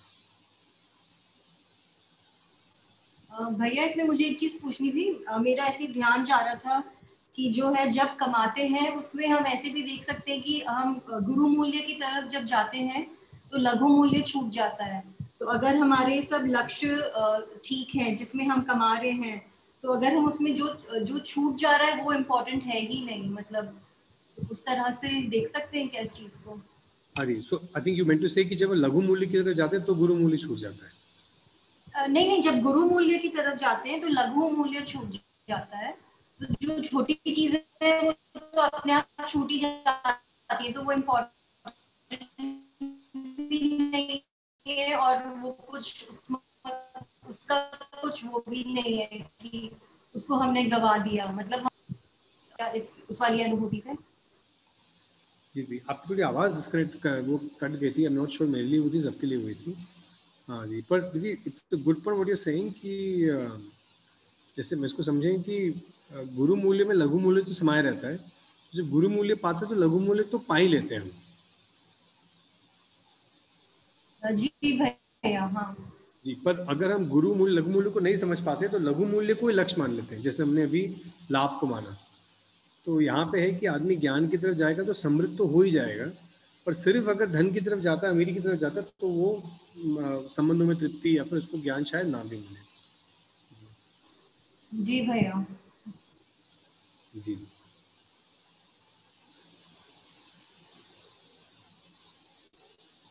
भैया इसमें ये भी है ना, इसको भी अगर आप रखेंगे, मानवीयता पूर्ण व्यवहार पक्ष का पूर्ण अध्ययन ही मानव पूरी के एक सूत्रता सहज सूत्र है।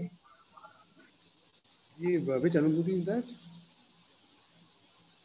आई थिंक 8th या 9th है। अच्छा 11 पढ़िए।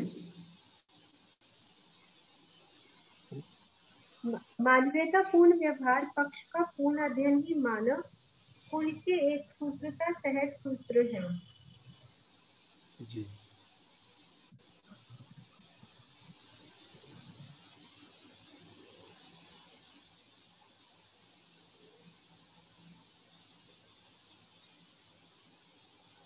If you look at it, इसके ऊपर के लाइन से ना,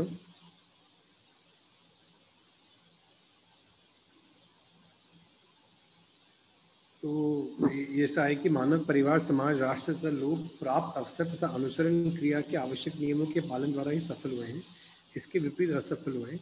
तो अनुसरण क्रिया कई बार हम लोग जागृत व्यक्ति के अनुसरण की बात करते हैं। फिर मानवीयतापूर्ण या जो अस्तित्व नियम है, अस्तित्व के नियम उनके अनुसार हम लोग चलते हैं। तो मानवीयतापूर्ण व्यवहार पक्ष का पूर्ण अध्ययन ही मानव कुल की एक सूत्रता सहज सूत्र है। तो इसमें ये भी है कि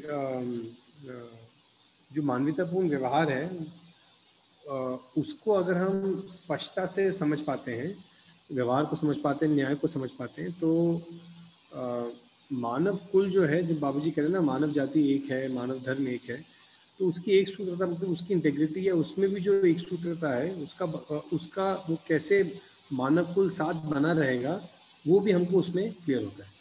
तो जो फ्रैगमेंटेशन है सोसाइटी में, इससे अखंड समाज की तरफ कैसे जाएं, तो अगर हम मानवीयतापूर्ण व्यवहार का अध्ययन करते हैं, न्याय का अध्ययन करते हैं, तो वो ये भी क्लियर होता है कि मानव कुल की एक सूत्रता कैसे बनी रहेगी। एक सूत्रता मतलब उसका साथ बने रहना कैसे रहेगा। ठीक है जी भैया।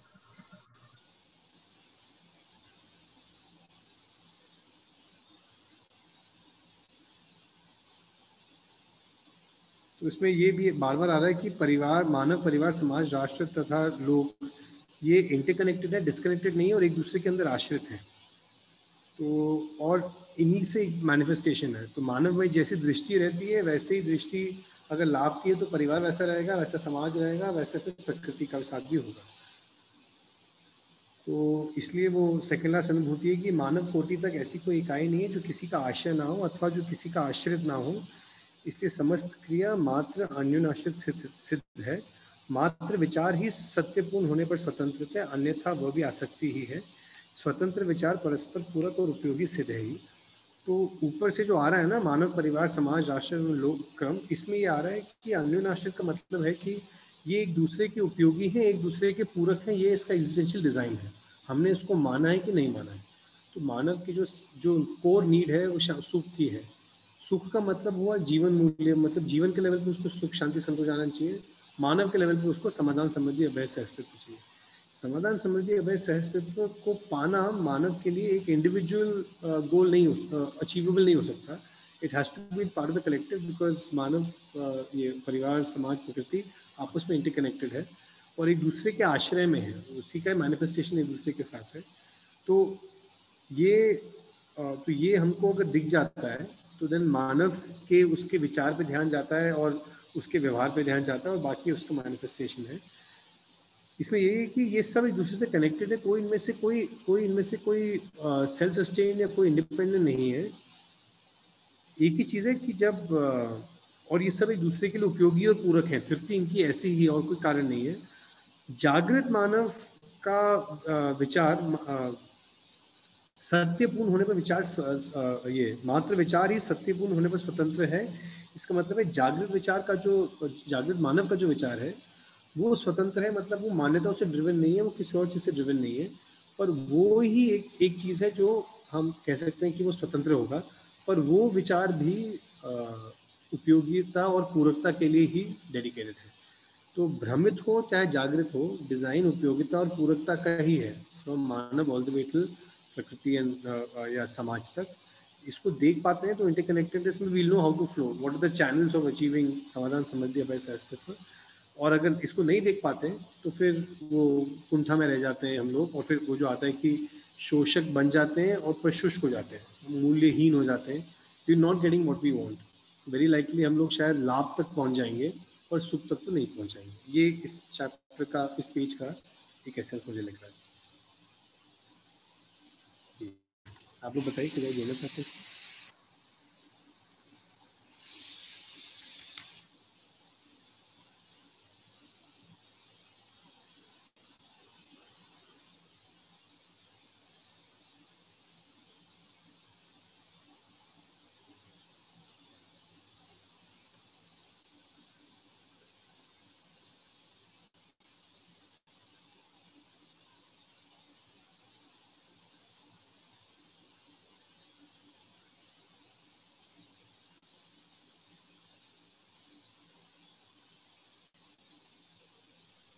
मेरा क्लियर हो गया ये वाला पॉइंट।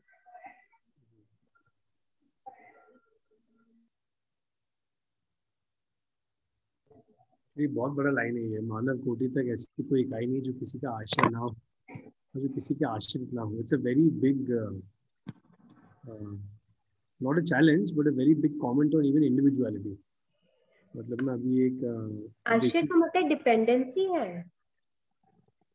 Not dependency. कोई और जोड़ना चाहेंगे आशय का? डिपेंडेंसी तो एक वो लगेगा, बहुत लिमिटेड वर्ड है। आई थिंक वो है क्या बोलते हैं, निर्भर नहीं है, ग्राउंडिंग या नहीं, इसका परिभाषा में जो अर्थ है आश्रय का, वो है जिससे जिसका अस्तित्व या कार्य व्यवहार नियंत्रित है। जी, तो जिसकी ग्राउंडिंग या उसका होनापन, ये इंटरकनेक्टेड जो होना रहना है, उसको कहेंगे वो आशय है, आश्रय। इंटेंट हुआ ना। हाँ भाई, ये भी है उसकी, जैसे पदार्थ अवस्था, प्राण अवस्था, जीव अवस्था, ये इंटरकनेक्टेड एंटिटी, ये इंटरकनेक्टेड एग्जिस्टेंस। तो इसमें किसी एक को आइसोलेट करके हम नहीं देख सकते, क्योंकि दूसरे के अंदर आश्रित है, एक दूसरे के साथ ही बने हुए, उनका चक्र भी चल रहा है। पदार्थ अवस्था में कुछ खराब होता है तो तो प्राण अवस्था, जीव अवस्था में भी होता है, वहां पर भी होता है। तो ये सब, ये दिस इज अन्योन्याश्रित होना, एक दूसरे के साथ उपयोगिता और पूर्वता के साथ जीना।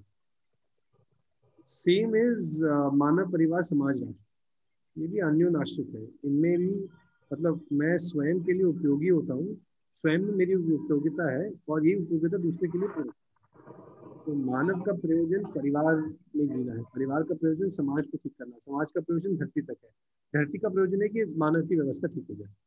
तो मानव में व्यवस्था इसलिए अच्छी हो ताकि बड़ी व्यवस्था अच्छी हो जाए, बड़ी व्यवस्था इसलिए अच्छी हो ताकि मानव, हर मानव में व्यवस्था अच्छी हो जाए। तो ये भी है, ये सिक्लिकल रहना। और तो मानव का जो फुलफिलमेंट है, जो सुखी होना है, वो भी ऐसा ही है। मानव अगर फुलफिल होता है तो परिवार और राष्ट्र भी फुलफिल होता है सही मायने में।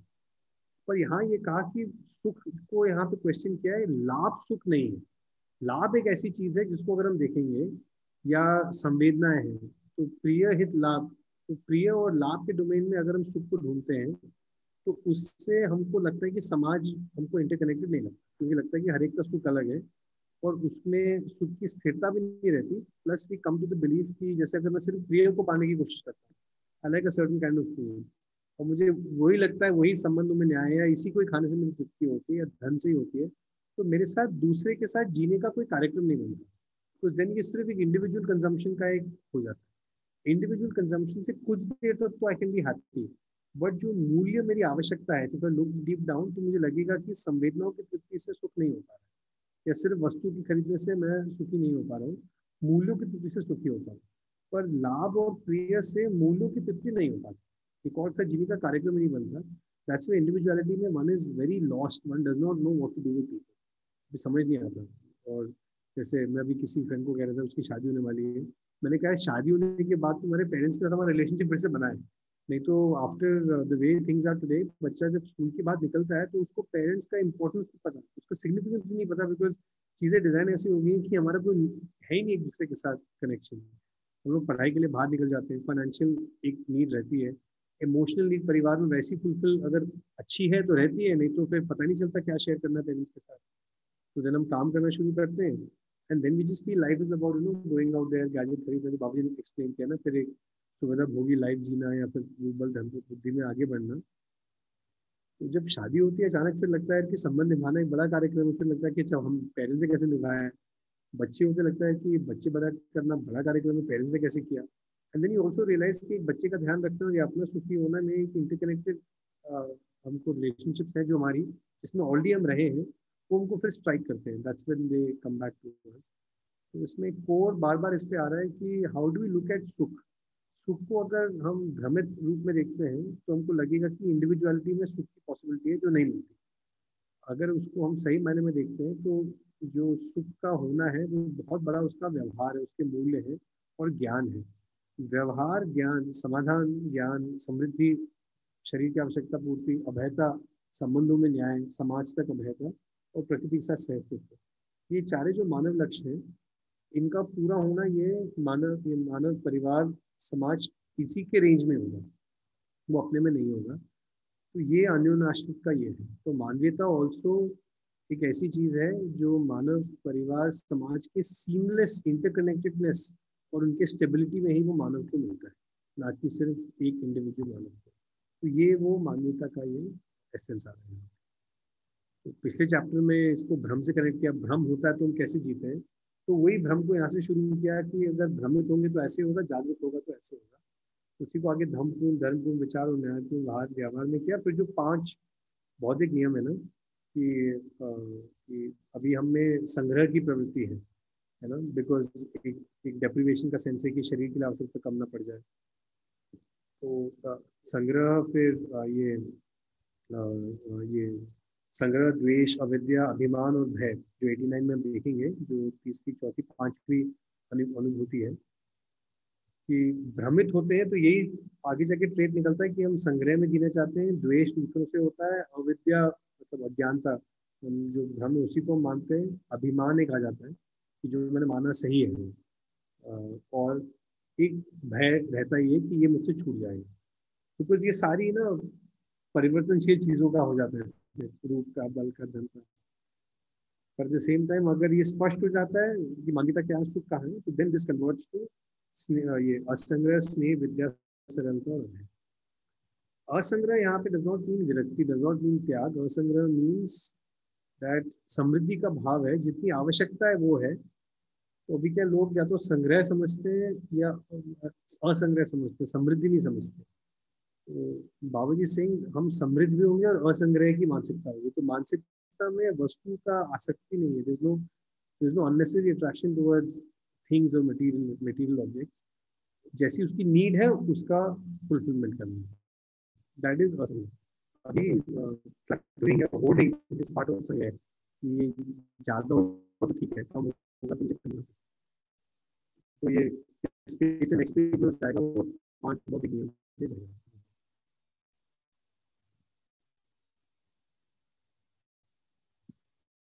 उसी को नेक्स्ट पे इस पर भैया आपका ईर्ष्या डालती है, वॉइस ब्रेक हो रही है।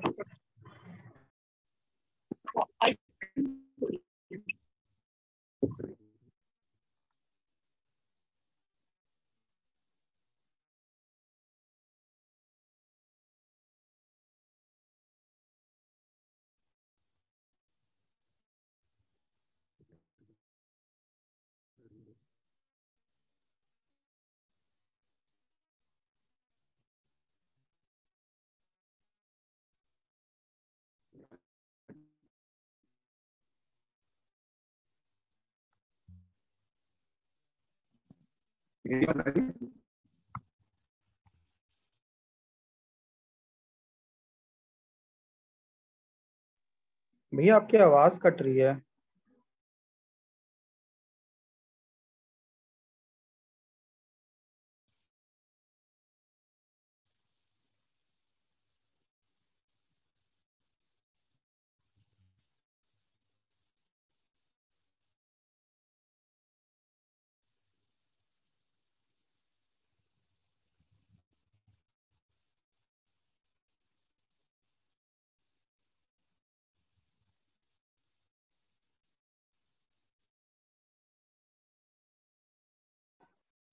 जी, मेरी आवाज आ रही है?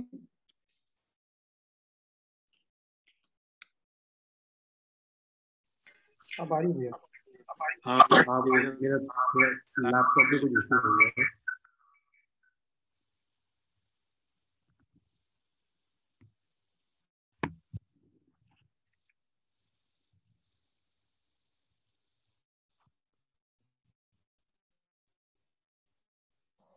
हेलो जी जी, सॉरी मुझे पता नहीं कहाँ तक आवाज गई थी, वो मेरा लैपटॉप का कुछ इशू हो गया है, थोड़ा हैंग हो गया है। अब क्लियर आ रही है? जी हाँ, मैं संग्रह और उसके बारे में बात कर रहे थे आप, आसक्ति के बारे में।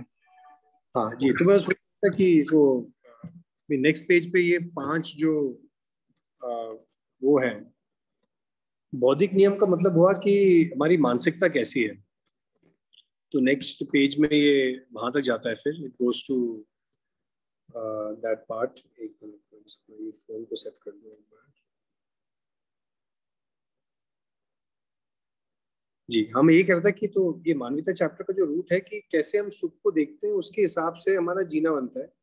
वो पोषणवादी है अपने लिए, दूसरे के लिए, कि शोषणवादी है।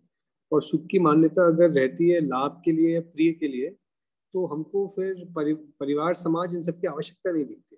सुख हमको एक इंडिविजुअल परस्यूट लगता है, और फिर दूसरे से द्वेष होना, दूसरे से ईर्ष्या होना, ये रहता है। पर अगर सुख की समझ आती है कि वो मूल्य से है, ज्ञान से है, भाव से और समझ से है, और फिर मेरा मानव लक्ष्य क्या है, तो फिर हमको इसकी आवश्यकता भी लगती है कि परिवार क्या है, समाज क्या है, राष्ट्र क्या है, धरती क्या है।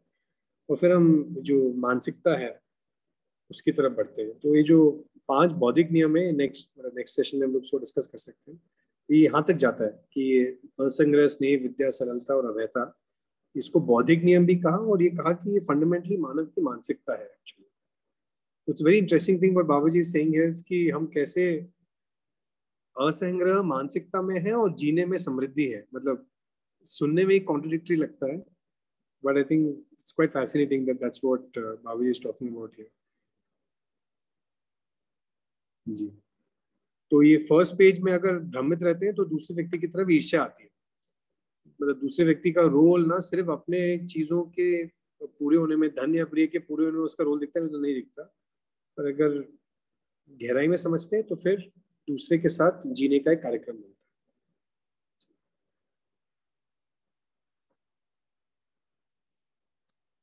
हाँ, मैं बस उतना ही जोड़ना चाह रहा था। मेरी I hope my voice is clear now. जी भैया, यस यस, बहुत बढ़िया पॉइंट है।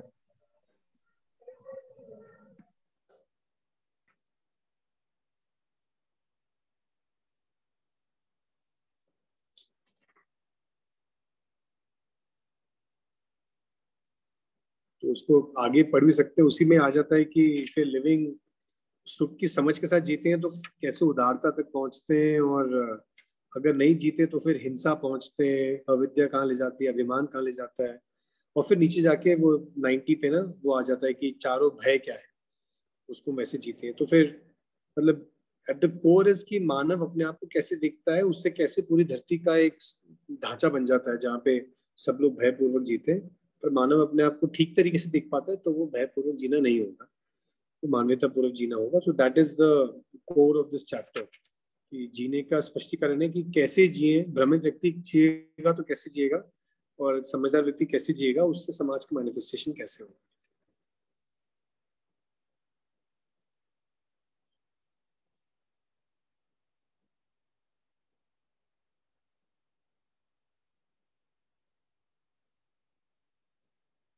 तो it's a very nice line this chapter is ending on कि अतः मानव के लिए परम लाभ मानवीयता का उपार्जन ही है। तो मानवीयता के लिए परम लाभ मानव के लिए परम लाभ मानवीयता है, जिससे वो सुखी होता है।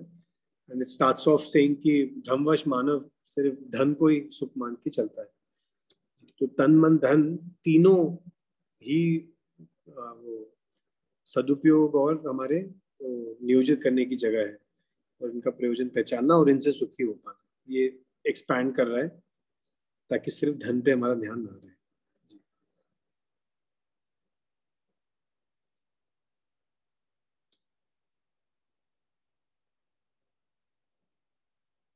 बताइए, जो कुछ जोड़ना चाहते हैं कुछ? बहुत ही मतलब ये चैप्टर तो बहुत मतलब एक तरीके से शायद एक कोर के रूप में आ रहा है, जिसमें काफी चीजें हैं ना, क्लैरिटी काफी बन रही है स्पेसिफिकली इस चैप्टर के लिए लग रहा था। जी,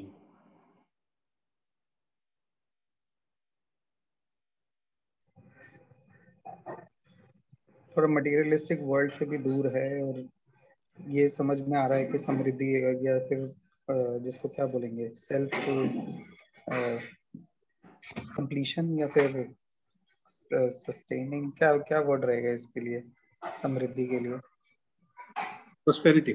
जी, प्रोस्पेरिटी भी, हाँ, उस तरीके से भी देख सकते हैं। और समृद्धि भी हो सकता है, और मतलब मटेरियल वर्ल्ड से भी दूर। और बाबूजी कह रहे हैं ना कि जो गोपनीयता और रहस्यता की बात करी ना, उसमें भी ना हमको समाज अन्योन्याश्रित लगेगा, उससे भी ना चीजें पर्सनल एंडेवर के डोमेन में चली जाएगी। तो एक व्यक्ति की समाधि, एक व्यक्ति का ज्ञान होना और मानव परंपरा का ज्ञान होना। तो बाबूजी दैट्स व्हाई काउंसिल स्पोकन कि दोनों धाराओं में ऐसा ना हो कि मानव या तो विरक्तिवाद हो जाए या भोगवाद हो जाए, या तो इंडिविजुअल जाके गुफा में बैठ गया या फिर सिर्फ नेचर के कंजम्पशन पे लग गया। तो सही कहना कि दोनों जगह कुछ कुछ रह गया जिसके कारण परंपरा नहीं बन पाई। तो यहाँ पे एक लाभ तो एक है ही, पर प्रिय का पूरा होना भी है। और आई थिंक बाबा जी ये भी सजेस्ट कर रहे हैं कि अगर मानवीयता स्पष्ट नहीं होती तो अगर हम आध्यात्मिक ज्ञान की तरफ भी जाते हैं तो वो भी एक इंडिविजुअल परस्यूट बन जाता है, उसमें भी फिर हमको मानवीयता की जगह नहीं दिखेगी। तो मानवीयता सिर्फ शिष्टता नहीं है, मानवीयता एक एसेंशियल कंपोनेंट है हैप्पीनेस का। अभी मानवीयता को एक वो रखा है, चलो अच्छा बोलना चाहिए, अच्छा जीना चाहिए। तो एक इंटरेस्टिंग चीज जो मुझे दर्शन में कई बार किसी ने कही कि कई जगह पे परंपरा में भी अच्छे व्यवहार को एक अभ्यास माना ज्ञान के लिए।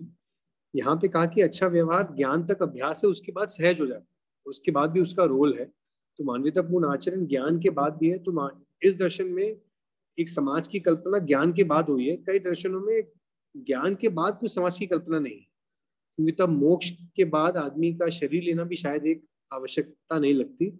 यहाँ पे प्रमाणित होने तक एक आवश्यकता और धरती को स्वर्ग बनाने की एक आवश्यकता इन्नेट और इनहेरेंट है, यहाँ पे ये बात आती है।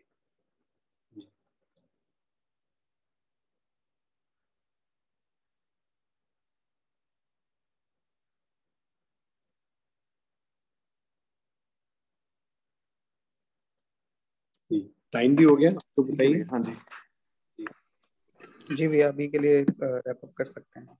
जी सॉरी, मैं जितना रेगुलरली आना चाहता हूँ उतना आ नहीं पाता है, यहाँ कैंपस में कुछ ना कुछ चलता रहता है बच्चों के साथ कैंपस में। तो बट संजीव का कॉल है, so I am glad I could make it. सभी को नमस्ते बोलिएगा भैया हमारी तरफ से। भैया आप आ जाया करिए जी, आप आ थैंक जाए। यू भैया, थैंक यू आप आए आज। हाँ नहीं बिल्कुल, I will try and come more often. Actually, we should thank Sanjeev Bhaiya for asking you to come. भैया का अच्छा भैया कभी आप भी आ जाओ, आपको भी अच्छा लगेगा, मैंने कहा भी मुझे भी अच्छा लगेगा, मैं आ जाता हूँ। जी ठीक है भैया। साधन भी आपकी याद कर रहे थे हम लोग। क्या बोल रही थी? I couldn't hear. कह रही साधन भैया को भी याद कर रहे थे, तो हाँ हमारी तरफ आप उनका भी अपीयरेंस करवाइए हमारे ग्रुप में। कभी उनको भी चला सकते हैं। हमने तो उनको यहाँ पे सुना नहीं, so it will be nice. हाँ, आई विल आस्क भैया। उनके पास समय हो। जी, I will ask him. Thank you भैया। थैंक यू भैया। थैंक यू भैया। नमस्ते सभी को, अगले हफ्ते मिलते हैं। जी जी, थैंक यू, नमस्ते सभी को, नमस्ते।